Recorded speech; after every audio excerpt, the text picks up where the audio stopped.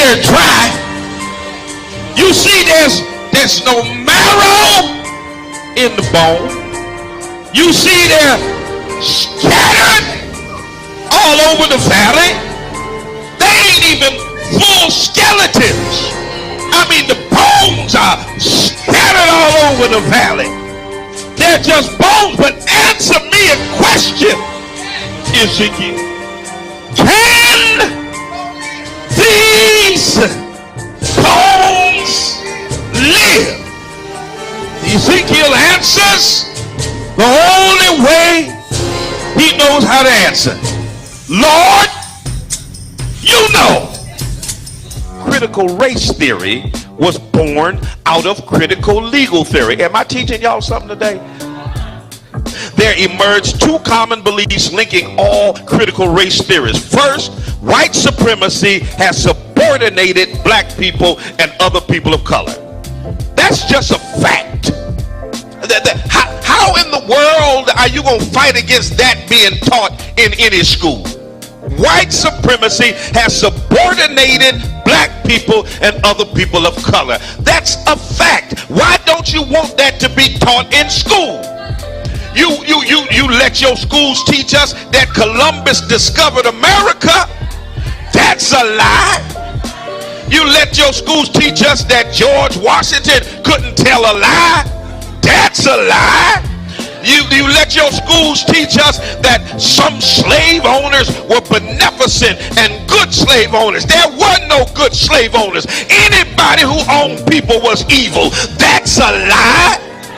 You let your schools teach us that Abraham Lincoln was good for Negroes. No, Abraham Lincoln was trying to save the Union. And Abe Lincoln himself said if he could save the Union and keep black people in chains, he would do it. That's a lie. Come on, somebody.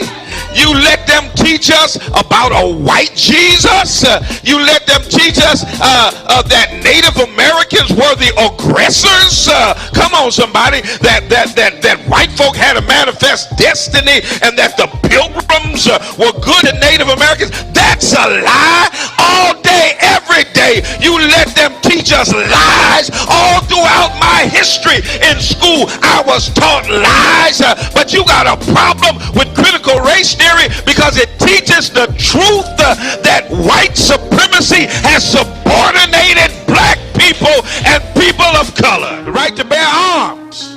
Let me just back up a little bit.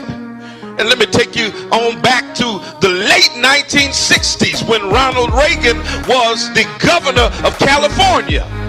And they were oppressing black folk, and a group of men and women known as the Black Panther Party decided that they were going to defend the rights of black folk. And the Black Panthers decided that the Second Amendment wasn't just for white folk.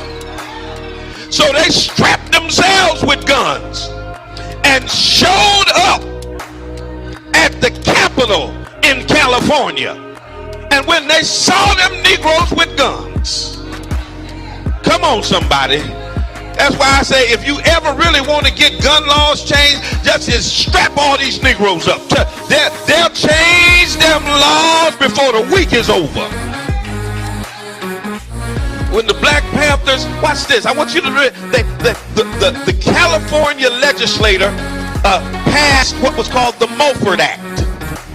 It was a gun control act that decided who could get guns, who couldn't get guns, what could be in your background, what couldn't be in your background. It was the first time in history that the National Rifle Association, the NRA, supported restrictive gun legislation, all because black folk had the nerve to get strapped.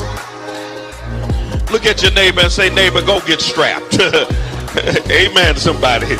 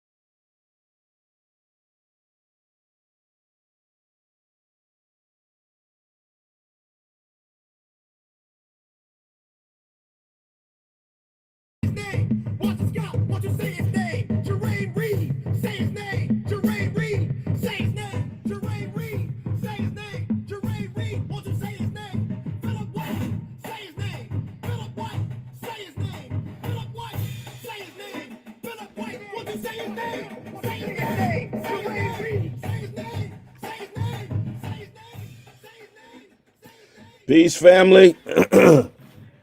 Y'all know I got to turn the music down because they're going to be tripping if I don't.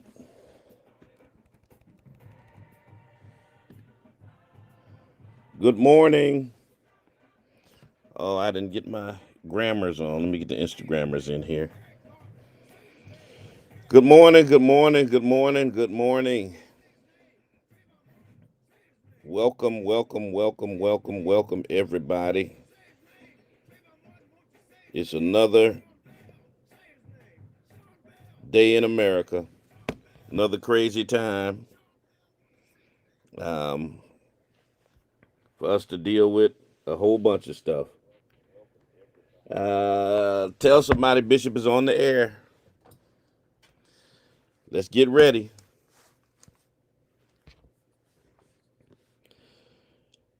Y'all already know what we're talking about today.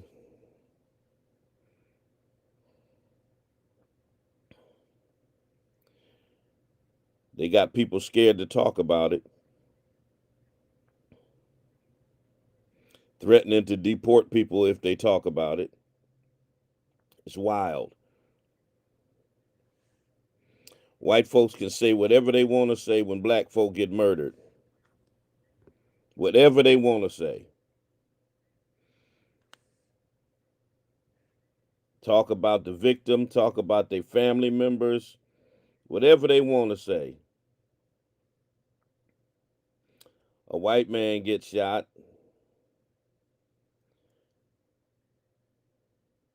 and they want us all to be silent. They want to threaten us. You got senators out there threatening people that anybody who says anything that he don't like for them to say, what he gonna do? It's always free speech until we start talking. Isn't that amazing, y'all?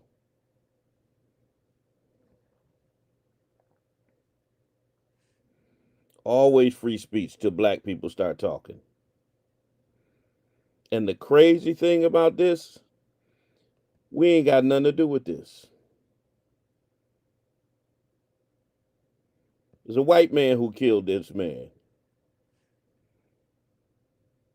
And they going after black people.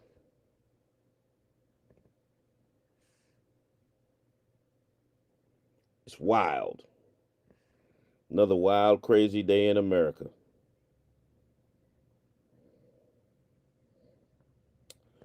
413-736-2781. Y'all already know what it is.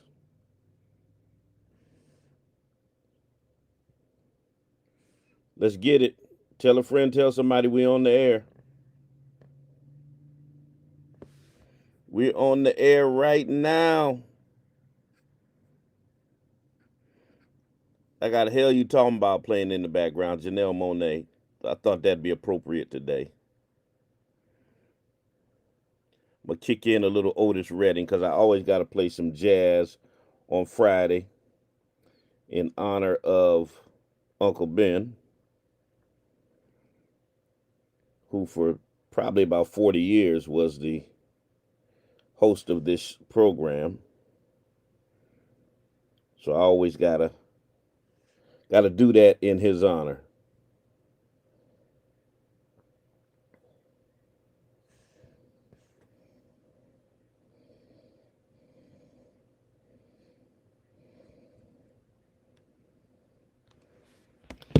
All right, let somebody know we in here. Y'all know what we talking about.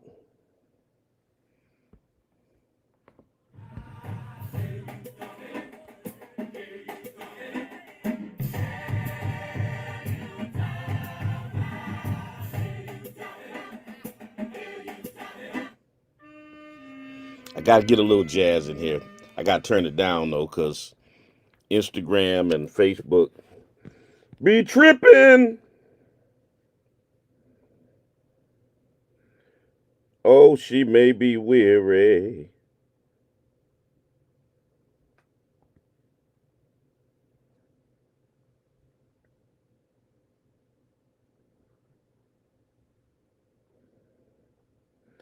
Do me a favor, like, share, subscribe. Let folk know we are on the air right now. And we ready to rock and roll.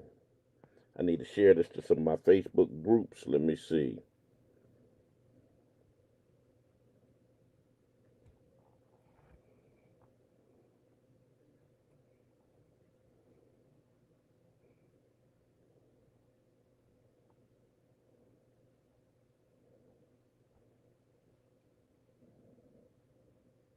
Kim Ware, I see you.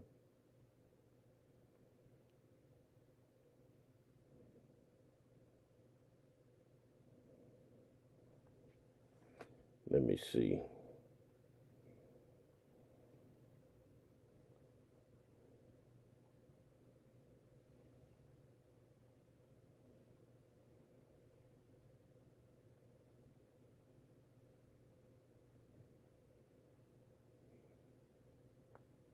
There we go. I don't know who the hell Spencer Mason was, but you out of here.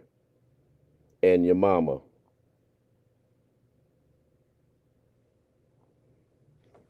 Come out here with that foolishness.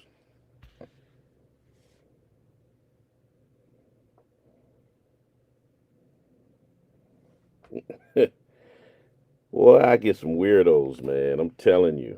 I get some weirdos. And my thing is, if y'all don't like me or what I got to say, why y'all always up on my page?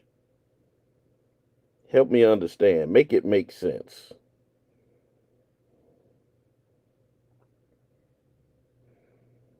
Make it make sense.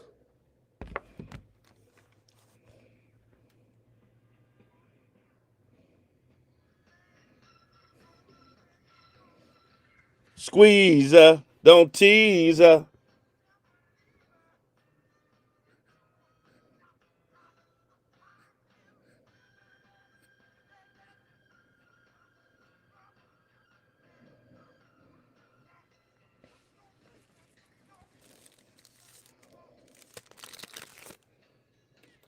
Dot, dot, na, na, na.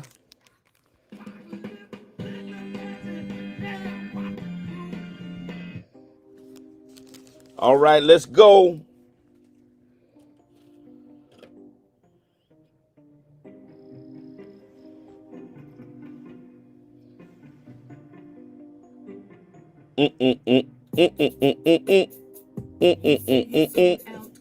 Black women are loud and crass.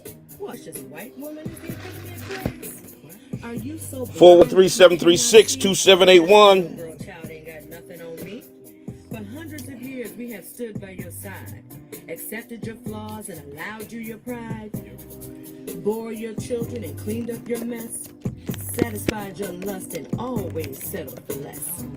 We have stayed in the background and allowed you to lead, trusting in your strength and ability to succeed, never getting the praise and credit we deserve, but having the courage, the will, and the nerve for being the back. All right, come on. I need y'all to rep your city, rep your town. And our children in all kinds of weather. And now suddenly you say we're not good enough for you. We forced you to sell out because of the things we did.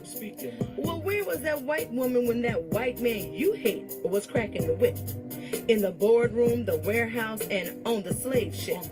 She stood by his side and didn't say a word, waiting for her own chance to rule and be heard. Tell somebody we in here. You turn to and treat like a queen. And me and my sisters you choose to demean. Well, hold on. Hold up, wait a minute, and stop the damn bus. Because there are a few things I need to remind you about us. Listen up. A more beautiful creature God never made than an African woman, no matter her shade. High, yellow, red bone, or cocoa brown, we are more than worthy of wearing a crown. Ebony, mocha, or black as the night. It is we who have always shared in your plight. We are passionate, spiritual, loving, and kind. A more generous heart you'll never find than the one that beats inside the body of a Nubian queen, the hardest working, loving, giving woman you've ever seen. For we give and forgive until there's little left. Then we're forced to put up our guard to avoid your theft. The theft of our hearts and our trust, the very nature of our soul, by our so-called brothers. So-called brothers. And you wonder why some of us act as we do? Take a look in the mirror, because the answer is you. It's not enough that the white man has always... Here we go with the Instagram foolishness, telling me they're going to shut off my stream because the poetry's playing. Boy, I tell you. Virginia in the house. Maryland in the house. Houston's in the house. Chicago's in the house. The field is in the house. Who else is in here? Who else is in here? Ohio is in the house. I see you, Reverend Templeton.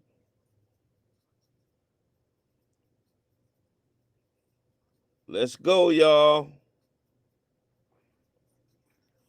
Let's get it. New Jersey's in the house. Florida is in the house. Strong Island, little baby girl, what's happening?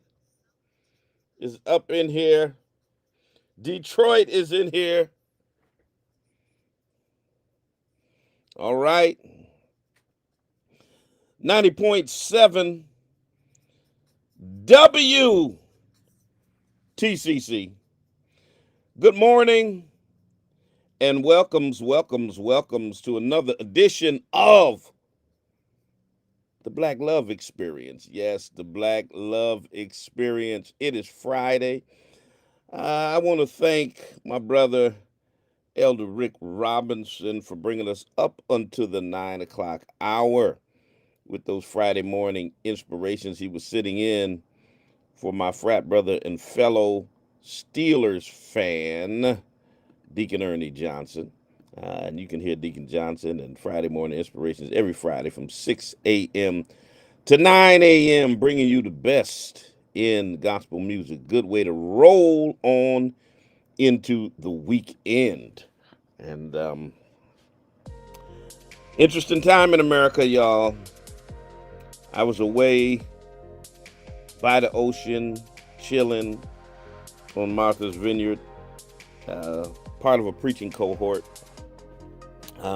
at a retreat when the news came in that Charlie Kirk had been shot and killed at an event in Utah, at the University of Utah. And a lot of commentary has gone on, a lot of threats. They've been threatening historically black colleges and universities, just about every one of them across the nation, in Louisiana, in Georgia, in Virginia, were shut down or locked down at some point yesterday because of bomb threats and shooting threats that came in to them. And I guess, my question,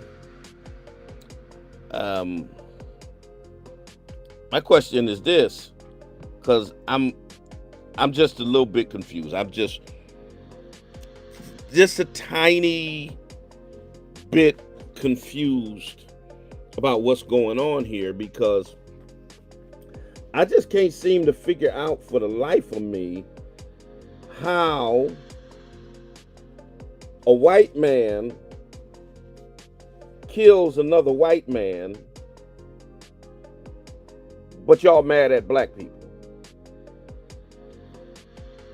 And maybe we got some Charlie Kirk fans, Trump fans in the audience. I'm sure they're trolling around here somewhere. Who can explain it to me? Who can explain how does seriously, this is a serious question. I'm serious as a cardiac arrest. I'm trying to figure out how a white man goes to give a speech in Utah, one of the whitest states in America. How he goes to Utah, a lily white state, to the University of Utah, a lily white college, okay? A lily white college with a lily white student population. Are y'all following this? So white man goes to a white college, to a lily white college in a lily white state, and gets shot and killed by a white man. But y'all mad at black people. Make it make sense. Make it make sense. How y'all mad at black people about one of your cousins killing another one of your cousins? What do we have to do with this foolishness?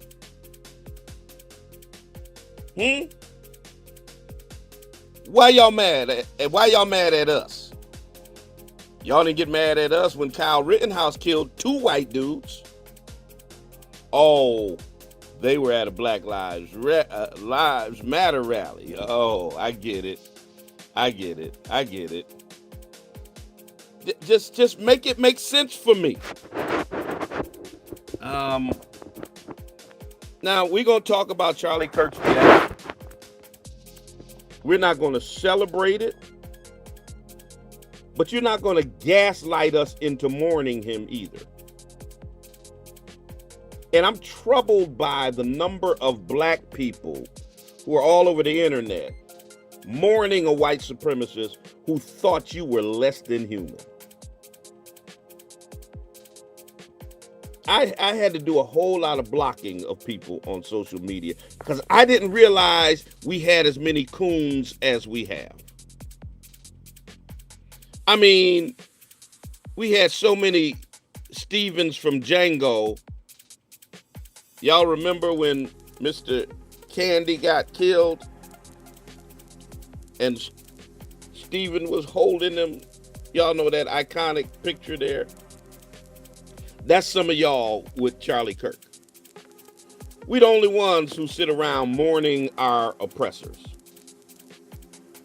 And lose me with the you're supposed to be a Christian stuff. And lose me with all of that stuff. I don't want to hear none of that.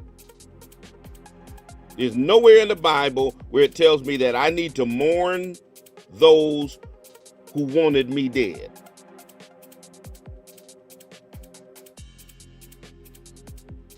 We're not obligated to do that. And lose me with the don't speak ill of the dead. When the dead spoke ill of black people when he was alive. Spoke real grimy about black people. Y'all lose me with all that foolishness. So don't say nothing bad about him because he's dead. But he talked about black people like we were animals when he was alive. But we're supposed to sugarcoat the truth now that he's dead. And lose me with the comparisons to MLK. Okay? Charlie Kirk is not MLK. Not even close.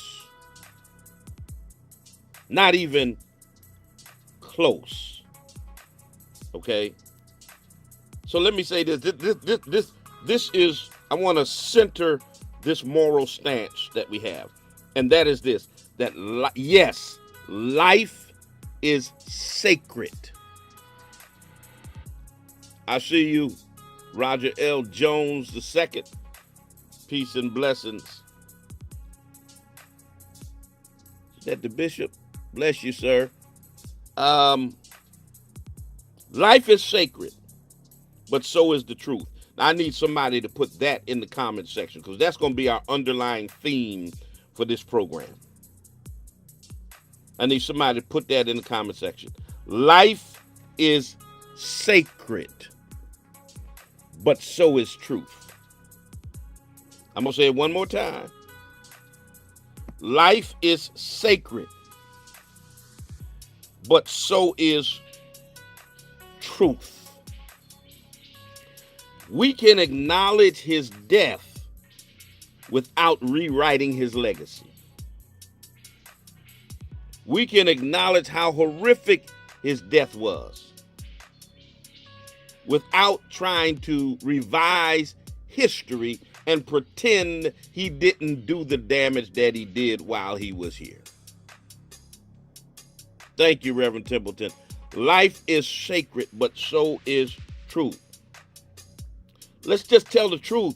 Charlie Kirk's entire brand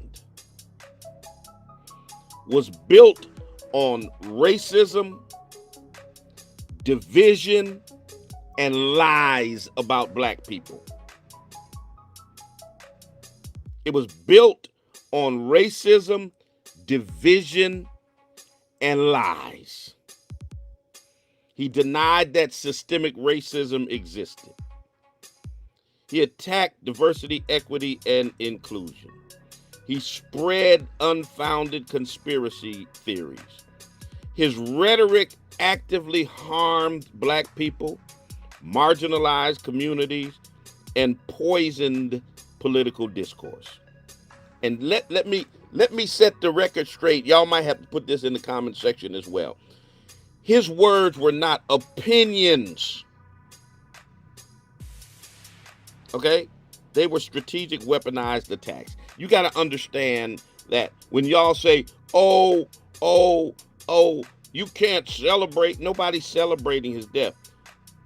But then you say you just had a difference of political opinions. Anti-black bigotry is not a political opinion. Fascism is not a political opinion. Racism is not a political opinion. Y'all stop acting like, that this was all about, we just had a difference of political opinion. When somebody believes that I am inherently inferior, when somebody says that black women, intelligent, accomplished, educated black women like Michelle Obama and Ketanji Jackson, that they don't have the and let's not forget that Charlie Kirk was a community college dropout. Okay? When he says black women don't have the ability to process, when he alludes that we are inherently inferior, when he says he would get off a plane if it had a black pilot because he knew it would be a DEI hire, that ain't political opinion. That's straight up white supremacy. That's racism. White supremacy is not a political opinion that I disagree with. There's a distinct difference. Okay? A distinct difference. Matter of fact, somebody put that in the comment section. White supremacy is not a political opinion. Let me say it one more time. White supremacy is not a political opinion. Shout out to Bishop Warren Doris, Kojic Bishop of Venezuela. Good morning, sir. White supremacy is not a political opinion. Okay? Now note that many who defended his rhetoric, they defended his divisive rhetoric. They defended his demonization of brown and black immigrants. They defended his lies about black people. I said yesterday, people upset about it when they talk about compassion and all of that and respect. I said, well, we should give Charlie Kirk the same respect in death that he gave to George Floyd, Ahmaud Arbery, and Breonna Taylor. Yeah, he justified every one of their deaths. Justified every one of their deaths. Spoke ill of all of them in their death. Did not care about their families. He had a wife. He had 2 children. Breonna Taylor was a mother. Y'all didn't care about that. Charlie Kirk didn't care about that when he was demonizing her. It's amazing how they get caucamnesia. That's a Caucasian variety of forgetting stuff. All of a sudden, black people are supposed to give all of this compassion and respect to a man that never gave compassion and respect to black people that were murdered. He justified it every single time. So all of a sudden, all of those who defended his harmful rhetoric, they're calling for unity in his death. But they never condemned his division in life. And it is absolute. Somebody said, this is the MLK moment for our generation. No, the hamburger, it isn't. It's absurd to compare Charlie Kirk with Martin Luther King Jr. It's absurd to compare a prophet of justice with a provocateur of hate. It is asinine. It is ridiculous. And it is also asinine to expect black people to mourn somebody who never respected our humanity. Why are we always expected to mourn white folk who thought less of us than animals? Why? He was murdered by a white man at a white college in a white state, yet the backlash and the threats are directed toward black communities, black colleges and universities. And brothers and sisters, this is a pattern. This is a pattern. Whiteness enacts violence, then blackness gets blamed. Like, why are y'all making threats on Spelman and Clark Atlanta?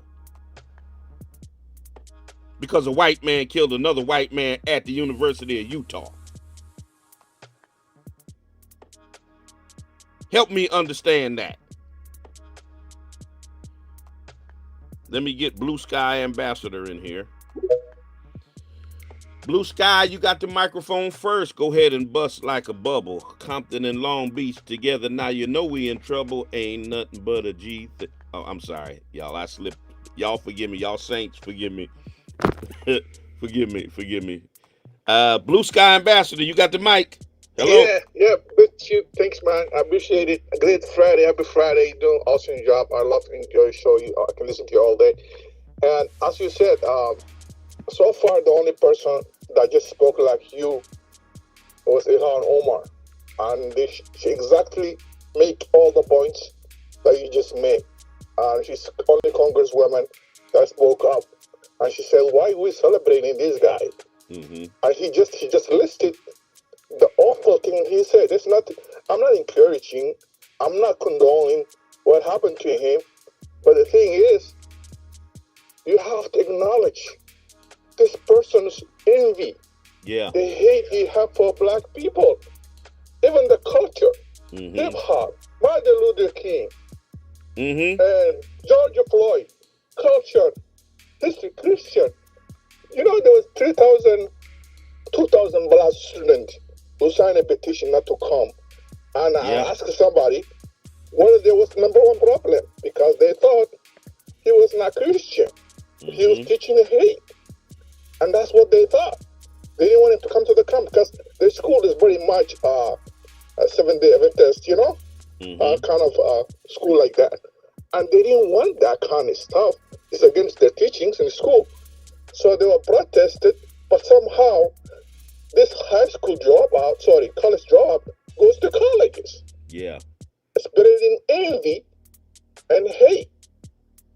I'm not saying that, you know, what he got was, I mean, violence, absolutely not. Right. Let me be clear that. Absolutely not. But the person's record, the stuff he said about kids, what he said about guns, that, hey, it's okay for people to die because of second. Think about that. Yeah. I don't want to die because of second. My life is more important than the gun. Yes, sir. Why would I sacrifice my life to a gun? I'm a Constitution. That's not right.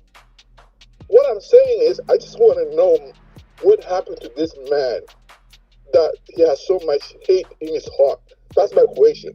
Right. What brings him to this kind of a person in this world, this society, to have so much hate for everyone, Muslims? Even World War II, he said about World War II was wrong. Think about the veterans, people that died on that war. Yeah. And he pretty much was hurting everyone. Veterans, black people, Muslims, every single thing you can think of. He was himself as a white man, privilege is me better than everyone else.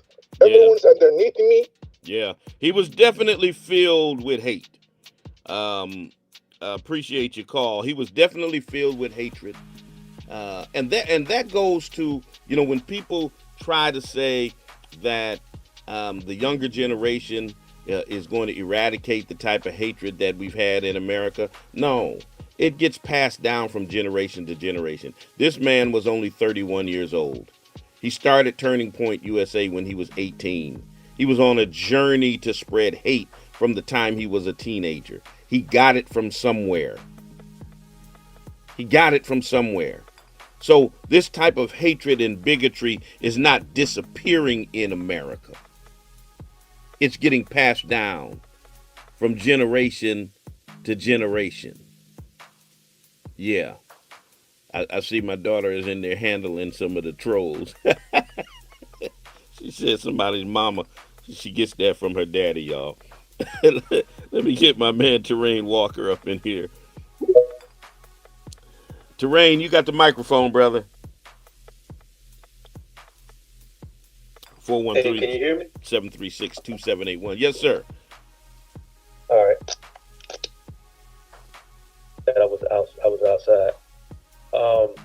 As a man of the cloth, I'm glad you're having this conversation, because I feel like a lot of people, especially a lot of black people, got it really twisted. I think they've been taught that, you know, you're supposed to basically forgive your enemies and anybody who abuses you.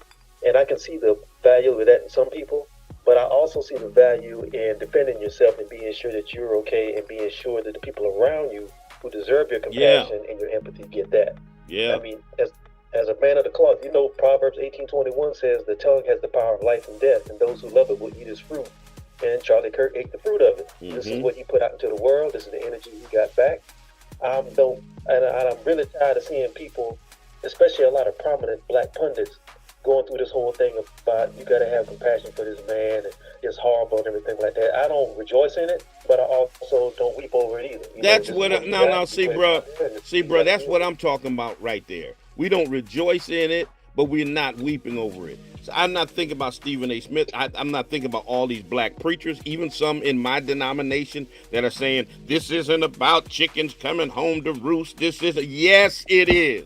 It absolutely is. And we have every right to speak about this man's legacy. That does not mean we're celebrating his death, but we're not going to let you whitewash him into some type of American hero and compare him to MLK. We're not letting you do that either. Exactly. Exactly. And you got to be able to have that conversation. Just because somebody leaves doesn't mean it whitewashes all the evil that they did before they left here. So that's got to be part of his legacy. So you got to deal with it. Absolutely. Absolutely. Always appreciate you, bro. 413-736-2781. 413-736-2781. LaRon Barton. You got the mic, LaRon. Good morning. Hey, hey, Bishop. Can you hear me? I can. Yeah, man. Listen, I want to say first off, shout out to my man Torrin, who was just talking. Bishop, I'm so happy that you're talking about this. I'm blown away at the amount of Black people who are just using religion to just sort of, as you say, like sanitize this man's life. Yes. I mean, I'm like, not only Black folks, but I mean, of course, white folks, they're gonna be down with the fuckery, whatever. But like, it just seems, there's a lot of people from the cloth that are like, not only, he's a man of God, but also they're using Charlie Kirk's death as sort of a signal to say, hey, this is an attack on Christianity. This is an attack on the word of faith, and I've never seen anything quite like this. Like, they are totally disregarding the fact that this man was a hateful individual. Mm-hmm. He was a racist white supremacist, and I'm sorry, I don't get it. Like, this is something that I've never seen before.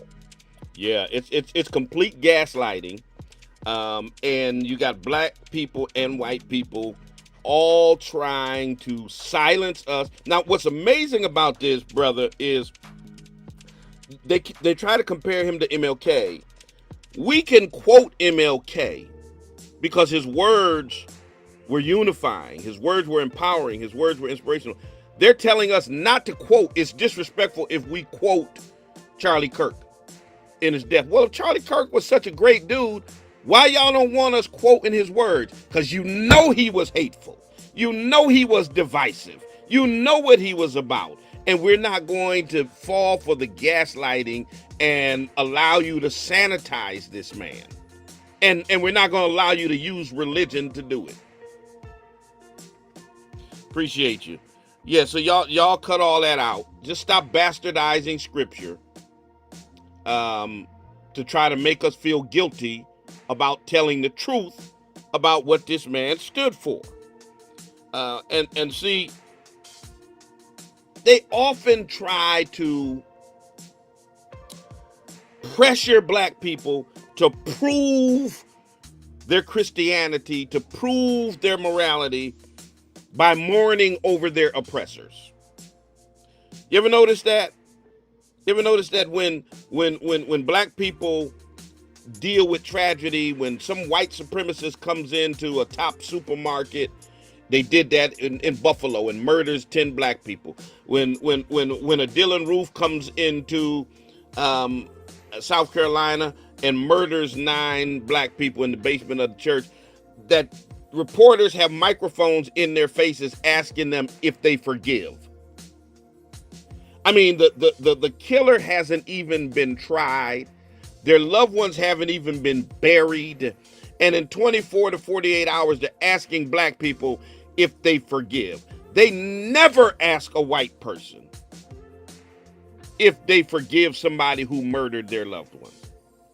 Because they're always trying to see if that whole turn the other cheek, forgiveness, bastardization of scripture that was taught to us as if forgiveness is not a process. They want to see if it still sticks with us. And we got a lot of Black people that still ascribe to what I call whitenized Christianity. And they push that narrative that immediately we're supposed to be in forgiveness mode and we got to prove our morality by mourning our oppressors. Listen, brothers and sisters, and y'all can put this in the comment section too. Condemning hate is not cruelty. It's truth telling. Condemning hate is not cruelty. It's truth telling. Let me say it one more time. Condemning hate is not cruelty. It is truth telling. And so we're not going to allow grief to be weaponized into erasing what was done against us. We ain't gonna. We're not having that. Y'all can just stop that. 413-736-2781.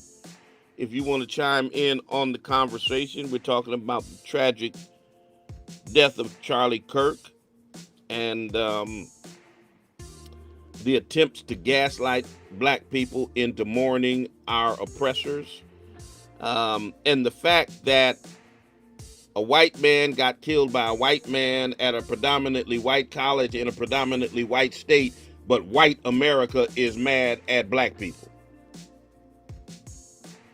Make that make sense. Somebody, please make that make sense to me. Let me get Quinn in here. Quinn, you got the microphone. Good morning.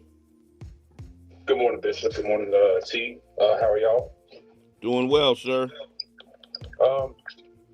Through all of this, seeing the reaction and the hypocrisy and the gaslighting, I don't understand.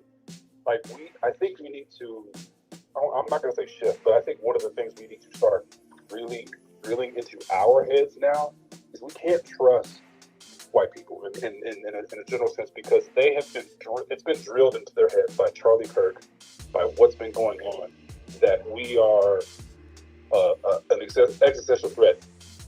And no matter what we point out that they say, they've diluted it to just a difference of opinion. And I think from now on, I have a cousin who works on remodels in neighborhoods in the suburbs. I told him about it. Now the time, I think we all need to arm ourselves, because it's not our job to prove we're not a criminal on an individual. Like it's not my job to prove to you that I'm safe just because I'm at a CVS and in the store. It's not my job. Like if I'm walking in my own neighborhood that I live in, to prove to you that I'm not there to steal. Right. So if you come up to me asking me goofy ass questions, I need to have my gun on me and call the police. Because I don't know you. I don't owe you an explanation. I don't know who the fuck you are. But this is the type of world that they've been pushing for, and I think it's time. Yeah. Yeah. They want the kind of world. They want the apartheid South Africa kind of world where black people are have to walk around with their papers and prove that they belong here, and that any old random white person can come up and question them. That's what they're moving towards. That's what the Supreme Court was about when it just ruled that that the way people look is probable cause for ICE to be able to profile them. That's exactly what they want. Yeah, and that's where I see their logic and their rhetoric is going, because they just think we're all one big nigga, right? So, and they think that gives them, they think they're deputized to do this shit to us because of a stat that they've taken way out of context. Yeah, absolutely. Appreciate you, my brother. Thank you. 413-736-2781. If you're in the Twitter space, go ahead and get your request up in there. I see you, Pastor. I thought I saw my sister, Pastor Miriam Niles from DC. Great point. Offering empathy to the oppressor reinforces the imbalance and prioritizes the comfort of the powerful over the survival and liberation of the marginalized. Appreciate you, sis. I saw my brother, the Bishop John Daniels, up in the comment section as well. Good morning to you, Bishop. So many of you all are giving so many good nuggets up in here this morning, chiming in on the conversation. Brothers and sisters, we've got to reassert moral clarity. This is not about celebration. It's not about vengeance, but it's about, you know what this is about? Put this in the comment section. This is about refusing to sanitize hate. Okay? Okay? Let me say that again. This is about refusing to sanitize hate. All right? We can only honor life by telling the truth, by protecting the vulnerable, by standing against the seeds of division, no matter who sows them. We refuse to sanitize hate. And that's what they are trying to do. Flying his body on Air Force Two. He was never elected to anything. But flying his body on the plane that is reserved for the Vice President of the United States.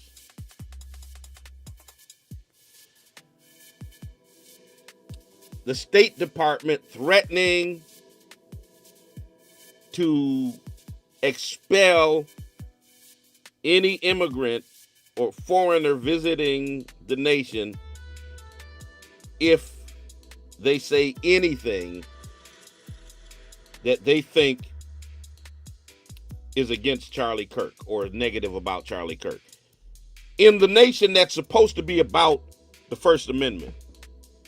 Supposedly, this is what they say, supposedly Charlie Kirk was a champion of free speech. But y'all want to stifle free speech when it comes to people talking about him now that he's dead. Yeah. They're trying to gaslight us. It is unfortunate that his life ended violently. As a man of faith, I can't celebrate that. Murder is evil no matter who the victim may be. Even if they are the worst person on the earth, they have a right to be terrible. So I affirm the fact Charlie Kirk had a right to be a racist. He had a right to be a terrible person. And so I will never cheer the loss of life because life is sacred. But I will not be gaslit into mourning someone who built their platform on anti-black rhetoric, on lies about my people, and treated my people as less than human. And this man made a short career out of normalizing white supremacy. Let's just tell the truth. He mocked civil rights leaders. He said the Civil Rights Act, the Voting Rights Act were mistakes. Basically, black people should have never been given civil rights. He denied the existence of systemic racism. He peddled conspiracy theories about black communities, said we committed most of the crimes when he knew statistically that was a lie. He attacked diversity programs. He stoked the flames of division. His words were not slips of the tongue. They were not mistakes. They were not, oops, I didn't mean that. They were deliberate. They were strategies to demean, to demonize, to denigrate, to marginalize, and to erase black people. And to ask black people to mourn him as though he was some kind of misunderstood patriot is to ask us to deny our own humanity, and we ain't going to do it. We ain't going to do it. Put that in the comment section. We ain't going to, I'm not going to move forward till I say at least 3 of y'all throw that in the comment section. We ain't going to do it. Shout out to my bro, Dr. John Swan, in the comment section. We ain't going to do it. Not going to happen. Not going to happen. So let's just tell the truth. And the fact of the matter is this. Charlie Kirk was not murdered by one of the black, brown, or immigrant boogeymen that he vilified on a daily basis. That's what they can't handle. That's why they still trying to blame black people. That's why they're making threats on HBCUs and on black organizations and on black people, because they wish it was a black person that pulled the trigger. But it wasn't a black person. It wasn't a brown immigrant. It wasn't a Muslim. It was none of the boogeymen that Charlie Kirk demonized on a daily basis that murdered him. He was murdered by a white man at a white college in a white state, but the threats are not being directed toward the white community. Black people are once again being scapegoated for what white folks did. Good morning, caller. Good morning, Bishop.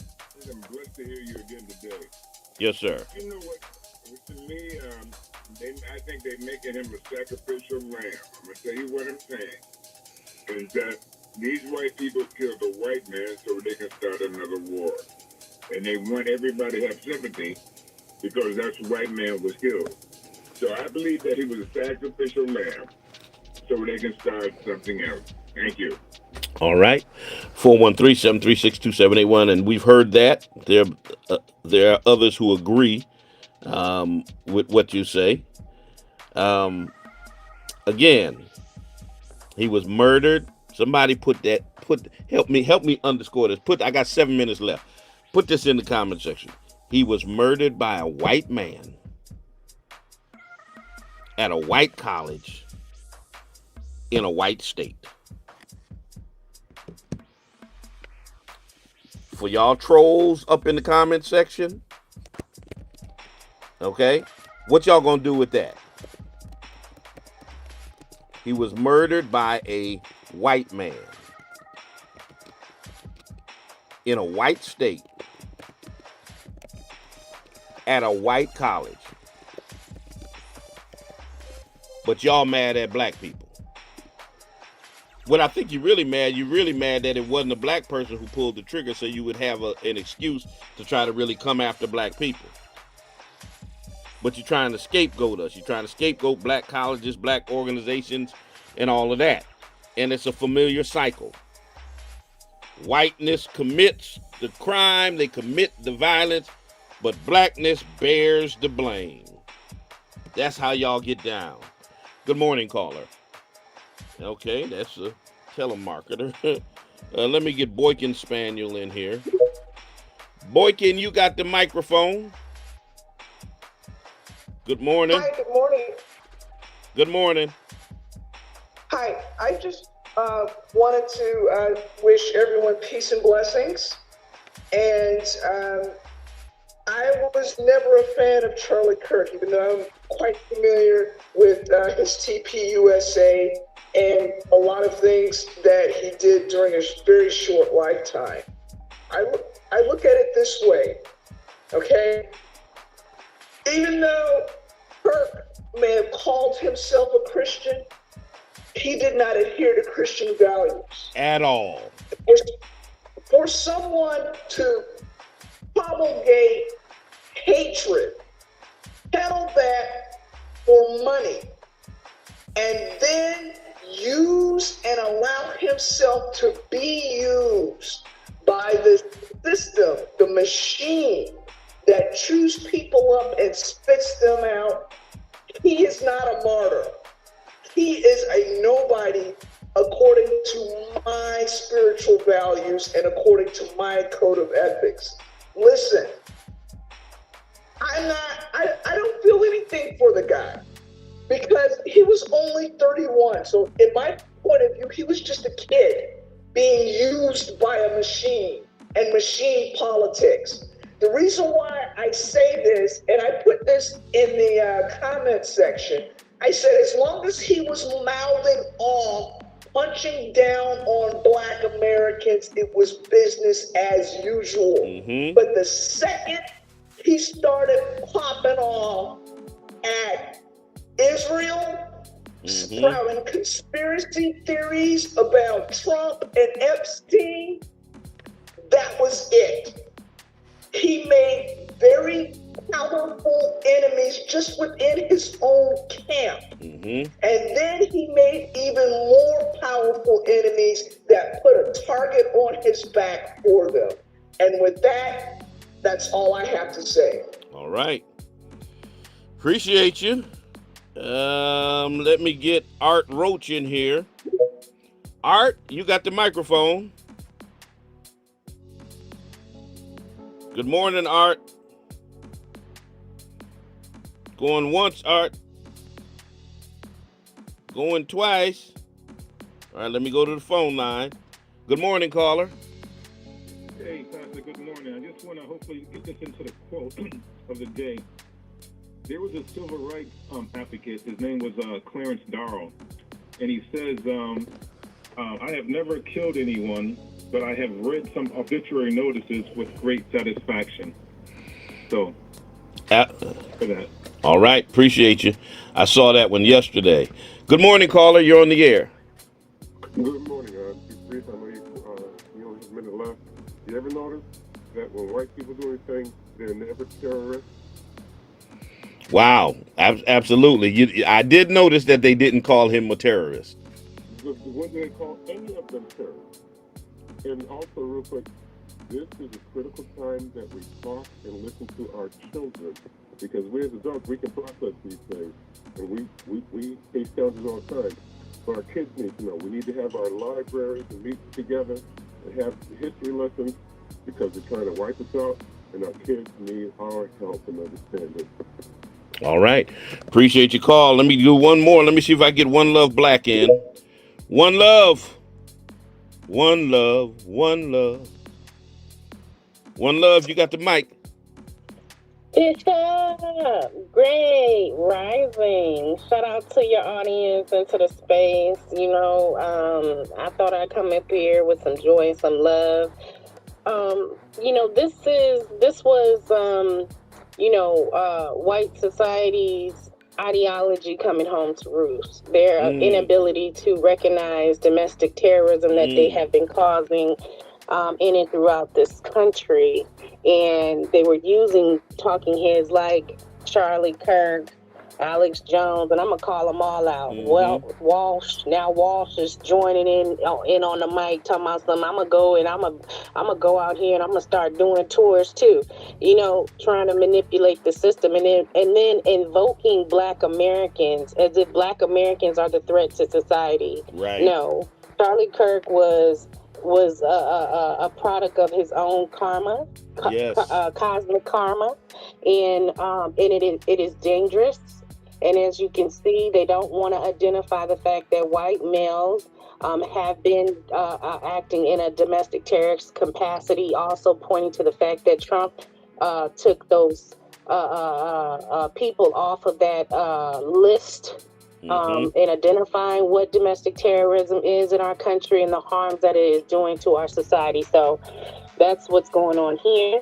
And I agree with what Boykin said. And, everybody has a particular point that I believe that is truly, truly speaking to the harms of what's happening in our country. All right. Appreciate you, my sister. All right, y'all. I got to go. I'll be back on Monday on the spoken word, so you can tune in then. If you're looking for a place to worship, check us out at Spring of Hope Church of God in Christ, 35 Alden Street, Bishop Talbert Swan Way. Prayer, praise, and preaching. We're building better tomorrows by changing lives today. Up next is the one and only Mr. Don Felton with mid-morning jazz and great black music. He's going to make it smooth. He's going to make it personal. So keep it locked right here. And until the next time I talk to you and you talk to me, always remember, God loves you, and so do I. Peace and blessings.